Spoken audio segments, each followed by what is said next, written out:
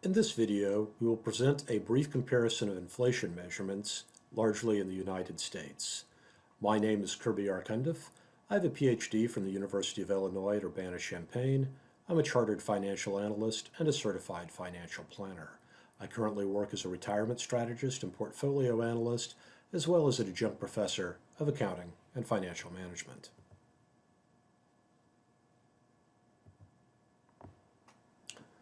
There are a large numbers of ways of measuring inflation, and there are also different definitions of what inflation is. In the not too distant past, inflation was defined as increases in the money supply. The money supply, of course, in the 1800s was gold, and now, post the creation of the Fed in 1913, it is largely paper money. The gold supply could be measured by the number of ounces of gold outstanding in the world or the United States, and there are lots of different ways of measuring the money supply of currency in the U.S., whether the monetary base, M1, M2, M3, or other measurements. In more recent years, the term inflation is no longer applied to increases in the money supply, but now, due to the result of increasing the money supply, which is increases in the cost of different goods and services. There are a variety of different government measurements for examining these cost increases. The most commonly quoted is the Consumer Price Index for all urban consumers, commonly called CPI-U, or shortened to CPI. There is also the core CPI, which excludes food and energy. This is done since food and energy costs tend to be more volatile than other components of inflation. There is a different way of calculating changes in the CPI called the chain-weighted CPI that tends to be lower than the regular CPI. There is the producer price index, which would be related to the price that producers have to pay for their input costs. The Federal Reserve is now trying to use a newer measurement of inflation that they call the Personal Consumption Expenditures Price Index, or PCE, that we will examine later. There is also the CPI for wage earners and clerical workers, CPI-W, that is used to determine the increases in Social Security payments every year. There's also a Consumer Price Index for Americans 62 years of age and older, which is still considered experimental. We also have a Gross Domestic Product Price Index, and another way of getting inflation would be out of break-even prices for bonds. The total world gold stock market value and the total cumulative production tons of gold are shown on the top graph. As we could say, the production of gold goes up in a nice gradual way, in a far more smooth and reliable way than something like the U.S. paper currency does. And this is reasonably independent of whether the price of gold goes up or down. Therefore, we would expect to have more stable or less inflation under a gold standard than under a paper money standard, and we will see that that is the case. If we look at paper money measurements, here is the monetary base since 1960. The monetary base is the total amount of currency in general circulation or in commercial bank deposits held in central bank reserves. Well, this has gone up much, much quicker than the gold supply, and in an erratic way that the Federal Reserve believes somehow stabilizes the economy. Although that seems to be reasonably questionable. We have had mass increases in the monetary base during the 2007-2008 recession and also after COVID. Another way of measuring the money supply is M1. M1 is the money supply that's composed of currency, demand deposits, other liquid deposits, includes savings deposits. M1 includes the most liquid portions of the money supply because it contains currency and assets that either are or can be quickly converted to cash. And you can see the increase in this is unbelievably high post the 2020 COVID era. going from 4 trillion to over 20 trillion dollars. This is, of course, responsible for a lot of the inflation that we are seeing today in the U.S. economy. M2 is a broader measurement of the money supply than M1, which is a broader measurement than the monetary base. M2 is a measure of the U.S. money stock that includes M1, plus savings deposits, including money market deposit accounts, small time deposits under $100,000, and shares in retail money market mutual funds. We can see that M1 has also increased drastically over time, far more than the gold supply, and in particular, it has skyrocketed post-2020, although not as much as M1 did. And again, this massive increase in the money supply is responsible for a lot of the inflation we currently see in the U.S. economy. This graph goes from 1960 again until the current time period. If we look at inflation over longer time periods, in this case from 1800 to around 2000, we see a much different behavior. So this is the general price level. The inflation rate would be the derivative or slope of this. And you can see the general price level stayed pretty stable from 1800 up until really up in here around 1970. It did have some bumps in here, War of 1812, Civil War, and after the creation of the Fed. So during most of this time period, the U.S. was one way or another on a gold standard. During the War of 1812, the central bank did print money to finance that war. At the beginning of the United States, there were arguments between, in particular, Thomas Jefferson and Alexander Hamilton. Hamilton wanted a central bank, Jefferson did not. George Washington sided with Hamilton. They created the First National Bank. The First National Bank was in existence until the time period of James Madison, and James Madison allowed its charter to expire. Jefferson wanted to get rid of it, but its charter was not up while Jefferson was president.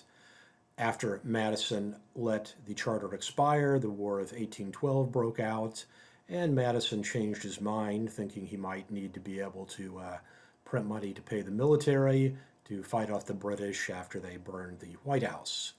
Therefore, the second bank was created. You can still tour both of these in Philadelphia, and of course, that bank printed money, causing the spike in inflation. Abraham Lincoln did the same thing, printing money to finance the Civil War, but with these exceptions, we were pretty much on the gold standard and things were largely stable until the creation of the Fed in 1913. The Fed was supposed to only print money it had to be able to back by gold, but of course it printed more money than it had to back by gold, and FDR defaulted on the gold standard in 1933. After World War II, the U.S. returned to a international gold standard, but not a domestic gold standard. In fact, it was illegal for U.S. citizens to own more than 5 ounces of gold, but gold was still used, traded through the Bretton Woods Agreement.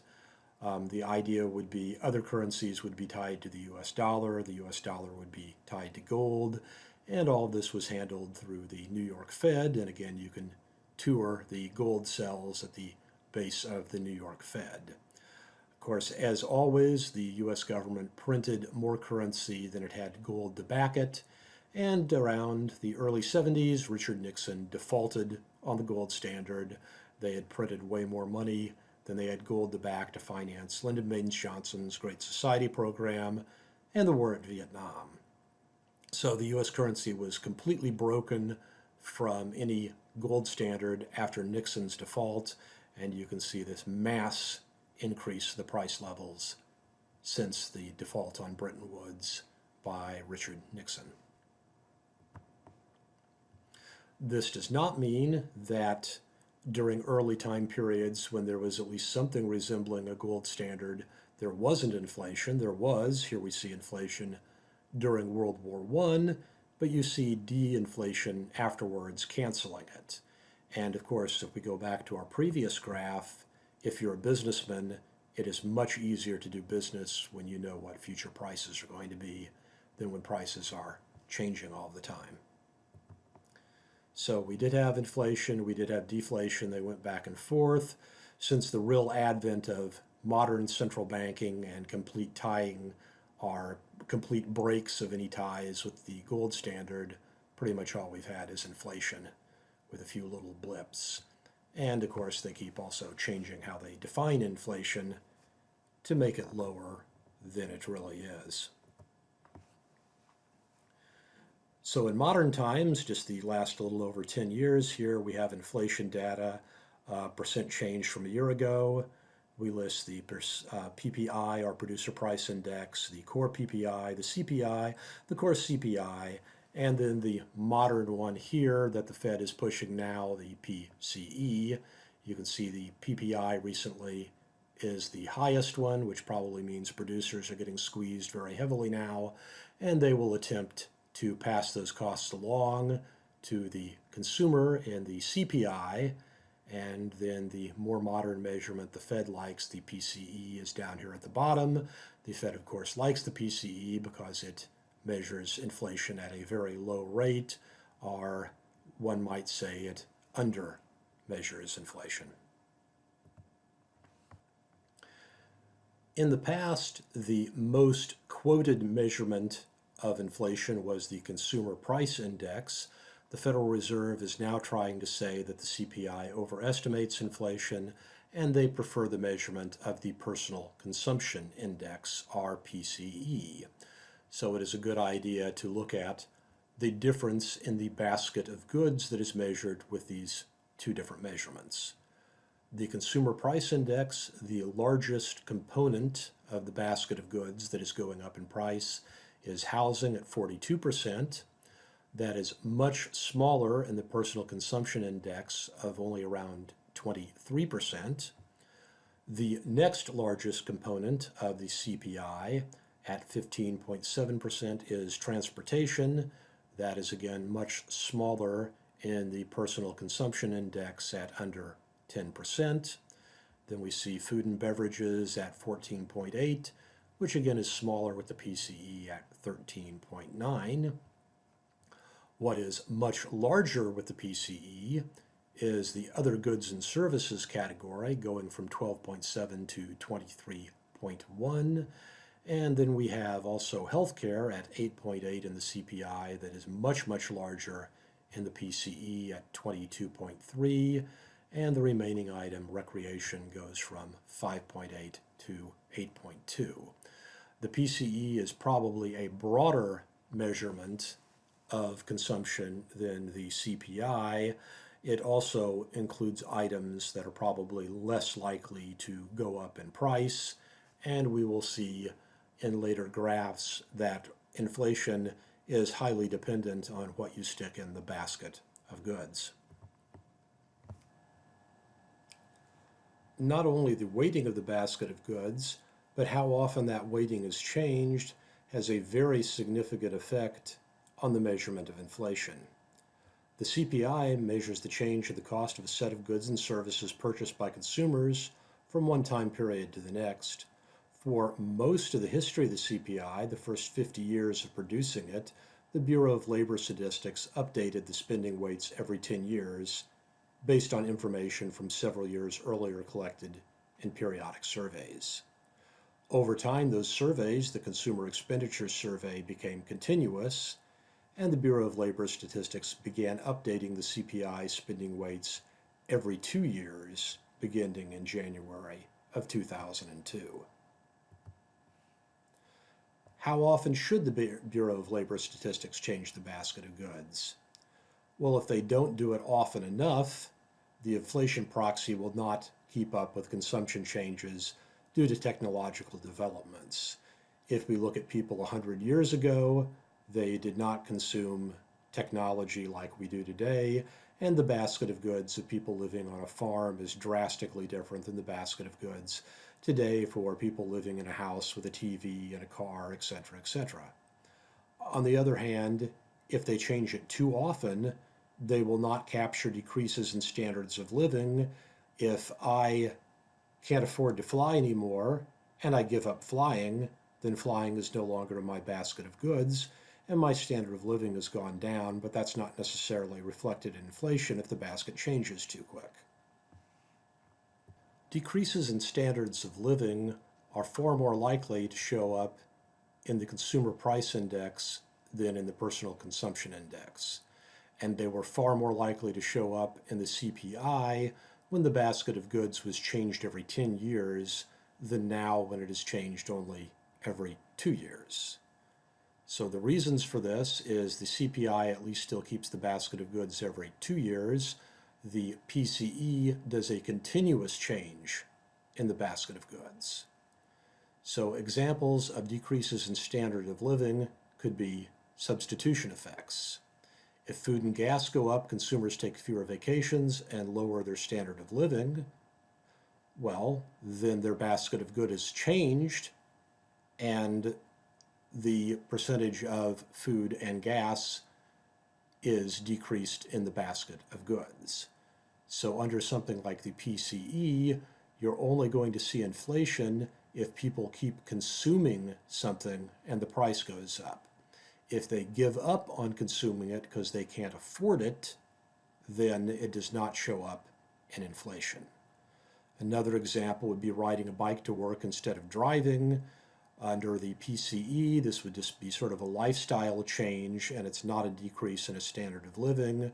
Under the 10-year CPI, this would certainly show up, and under the 2-year CPI, this would also show up. Changes in eating habits, like giving up steak because it's too expensive and going to hamburger, or giving up hamburger and going to chicken, or not being able to afford chicken and eating bugs, well, these would largely be considered lifestyle changes in the PCE.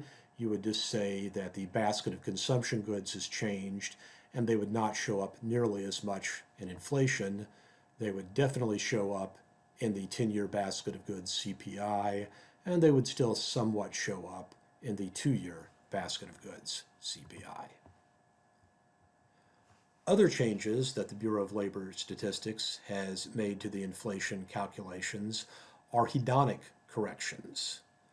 So some goods, they use hedonics to try to adjust prices for the value of new attributes. Example would be they would say, well, if the price of a car has gone up, it's really this year's model is different than last year's model. It's a different car, so the price really hasn't gone up. And you could say, well, healthcare has gone up, but it's better healthcare. Education's gone up, but it's better education. Obviously, mathematically, correcting using these kind of measurements is a very difficult thing to do accurately, and sticking anything like this into the inflation calculations, of course, will lower the official measurement of inflation. All of these kinds of changes have been made to inflation measurements. We mentioned the ones since 2002. Also, many of them were made post 1982. The government has a very strong incentive to do this since tax brackets are indexed to inflation. So the higher the inflation rate, the more the 15% bracket goes up, and the more people are likely to be in a lower bracket than a higher bracket. And also things like the Social Security payments are indexed to inflation.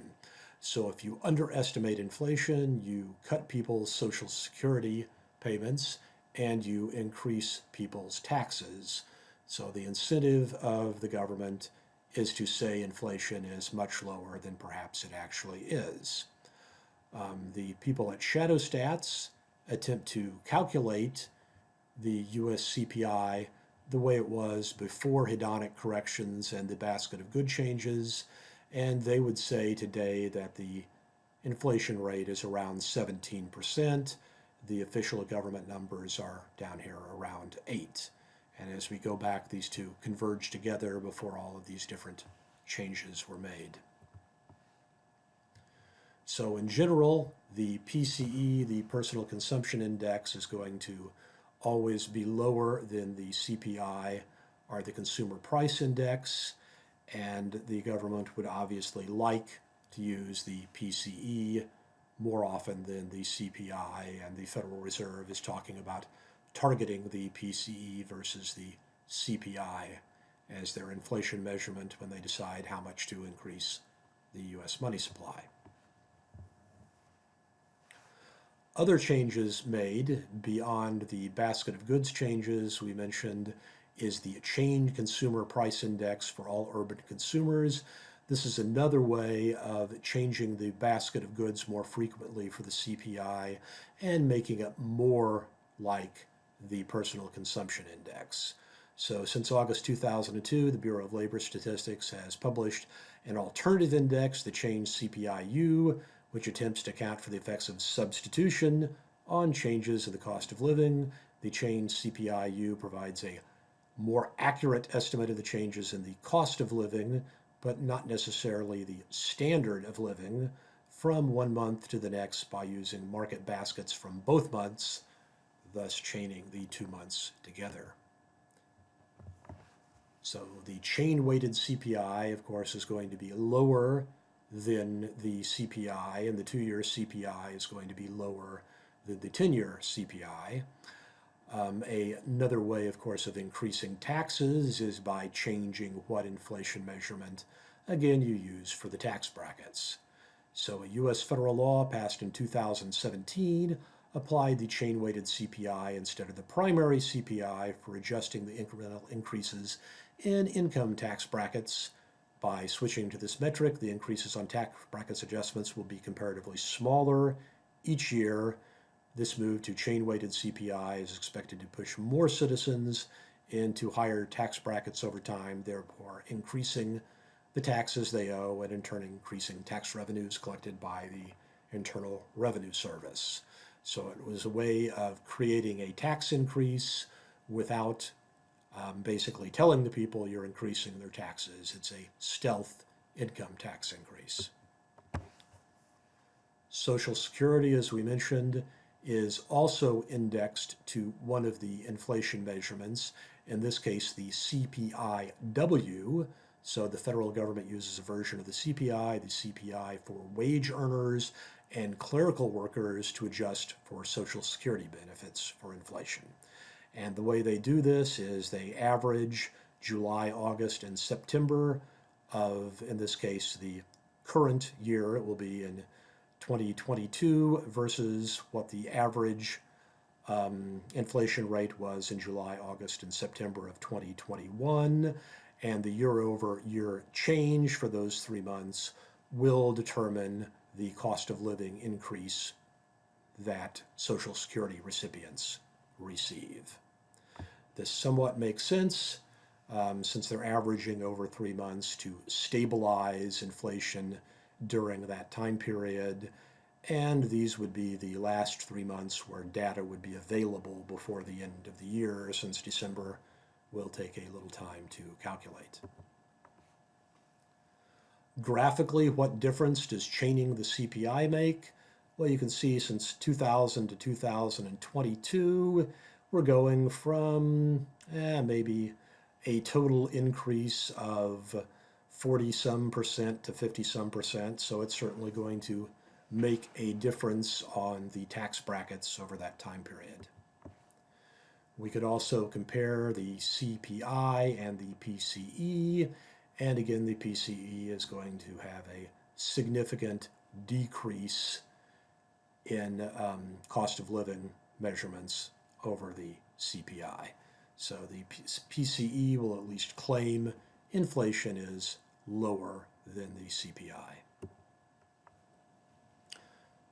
As we mentioned previously, what is included in the basket of goods also has a very significant effect on inflation measurements.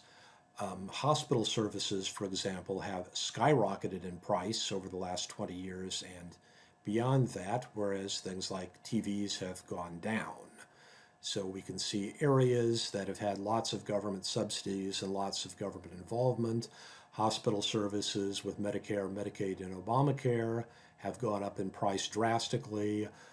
College tuition and fees and textbooks with the Department of Education and student loans have gone up in price drastically, as have medical care services. and now that they're becoming more regulated and also somewhat subsidized, childcare. But items that are largely non-regulated by the US government and some that can be imported using cheap labor, like TVs, toys, cell phones, computer services, clothing, have gone down in price. And new cars, until the shortages during the COVID era, have stayed roughly the same price. And what percentage of each of these you put in the basket of goods will make a lot of difference. The more TVs, the lower inflation is, the more housing, and certainly medical care, the higher inflation is. Another way of measuring inflation, or at least the perception of inflation by investors in the market, would be the 30-year break-even inflation rate on bonds, and this would be calculated by comparing 30-year government debt with 30-year TIPS, or Treasury inflation protected securities, and the difference between the regular 30-year bond and the 30-year TIP should give you an indication of what the market thinks the inflation is going to be over the next 30 years. Are price controls coming? Governments tend to make the same mistakes over and over again. And price controls have certainly been done in the United States in the past. They were passed during World War II. If you wanted to buy many goods during World War II, you needed not only cash, but also a ration coupon for things like gasoline, tires, many other items. That was reasonably supported by the US public during World War II, since they supported World War II. After Nixon defaulted on the gold standard in the early 70s, he also imposed price controls for a short period of time. It was illegal to raise the prices on anything. It was illegal to give people a pay raise, etc., etc. This clearly didn't work, and Nixon abandoned it pretty quickly, with the exception of one item, and that is crude oil. So the price of crude oil was controlled by not markets, but by the US government for most of the 1970s. Nixon put it in at the beginning of the 1970s, and then Reagan abolished it in the 80s. If we look at this graph here, the red line in the 70s is the US price. The black line is the world price. The US price in the 70s was well below the world price. So during that time period, while there was plenty of oil available in the world, it wasn't available in the US because nobody wanted to sell it to the US at $25 for a barrel when the world price was $40 a barrel. So there was a shortage of oil in the United States. There were lines at gas stations, which Jimmy Carter got blamed for, and there were places, of course, that people could not get gas. Jimmy Carter was not directly responsible for this since Nixon had imposed it, but of course he could have removed it, which Reagan did at a later date. There are lots of resources to further look at the topics of how inflation is measured. I've listed some of my sources of information here, whether they are the American Enterprise Institute, the Bureau of Labor Statistics, the Brookings Institute, Investopia, the St. Louis Fred site, and of course another source of more information on this topic is my own YouTube channel. I thank you for watching this video.